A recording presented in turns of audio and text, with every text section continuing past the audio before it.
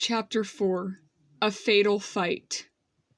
I walked around a few power generators until eventually I found an exit. I opened the exit door and walked into a long, open hallway. I looked around to see if there was anyone near me. I didn't see anyone, so I decided to walk down the hallway. It was very quiet, which was weird since there were a lot of other people in the SCP Foundation.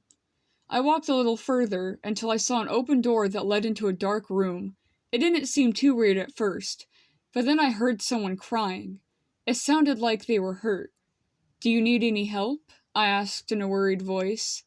I waited for a response, but all I heard was crying. I stepped in the room, but it was too dark, so I tried looking for a light switch. I eventually found one and turned it on. After the lights came on, I was terrified of what I saw. There was blood all over the walls and floor, along with 2 dead guards, which had their bodies slashed open. In the corner of the room, there was a humanoid creature with pale gray skin and long, sharp claws. The creature was sitting on the floor and covering their face with their hands. I panicked and quickly ran away. I didn't stop running until I knew I was as far away from that thing as possible. After running for so long, I eventually found a place to hide. I hid in a small room with a computer desk and an empty shelf. I closed the door and hid under the desk. I could barely breathe after running for so long, so I stayed under the desk to try to catch my breath. I stayed hidden for about 10 minutes and then decided to leave the room. I left the room and went into the direction I was running. I continued going that way and hoping that I could find a way to escape this place. I ended up finding a room with nothing but a large metal gate. "This must lead outside," I said to myself. I tried finding some kind of button or lever to open the gate. I couldn't find anything. The room was completely empty. Suddenly, the door behind me opened.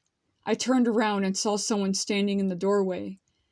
They were a man wearing a light gray shirt and pants, but his shirt had a large black stain near his neck. He was also wearing a white mask, with black liquid leaking from the eyes and mouth of the mask. There was something very off about this guy. He didn't seem right. I yelled, "Who are you?"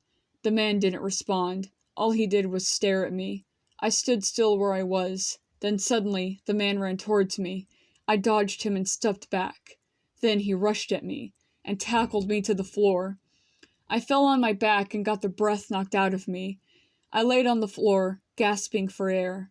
Before I was able to stand up, the man started kicking me in my ribs, which made it even harder for me to breathe. I grabbed the man by his leg and made him fall to the floor. After the man fell on the floor, I got up and stomped on his chest. "How does that feel? It hurts, doesn't it?" I yelled.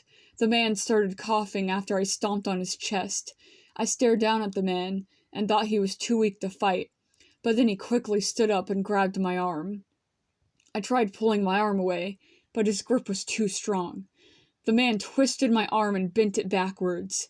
My arm broke, and a shock of pain went throughout my body.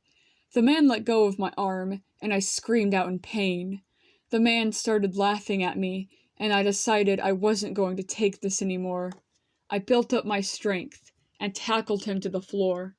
Once the man was on the floor, I started stomping on his face until I knew he was dead. After 2 minutes, the man stopped moving. I listened to see if he was breathing or not. I didn't hear any sort of breathing, so I knew the man was dead. I took a step back and tried calming myself down.